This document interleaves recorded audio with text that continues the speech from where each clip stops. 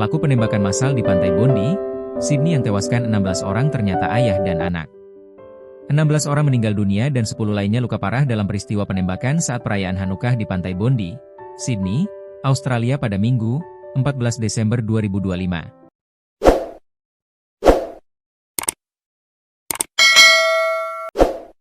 Melansir tribunnews.com, pelaku penembakan diduga Naved Akram, 50, dan anaknya Akram, 24.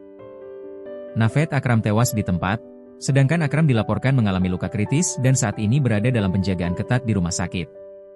Pihak kepolisian masih terus mendalami latar belakang dan motif dari aksi ini, yang dikategorikan sebagai aksi teror. Sosok pelaku. Rekaman video memperlihatkan pelaku penembakan terlihat di atas jembatan penyeberangan di atas tempat parkir yang menghubungkan kabel parade ke pantai saat melepaskan lebih dari 50 tembakan. Menurut kepolisian NSW, sang ayah berusia 50 tahun adalah pemilik senjata api berlisensi dengan 6 senjata api terdaftar.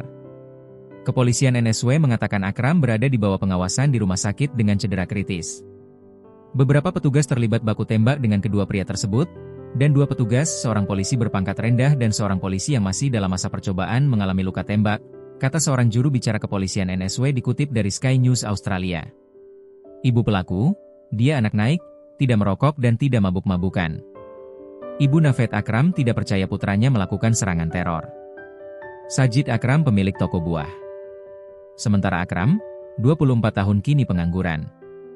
Rumah mereka di Bonyerik, 50 km sebelah barat Bondi, digerebek polisi beberapa jam setelah pembantaian tersebut. Saat petugas mengepung rumah mereka, Ibu Akram bernama Verena tidak percaya putranya akan melakukan serangan teror dan bersikeras bahwa putranya adalah anak yang baik.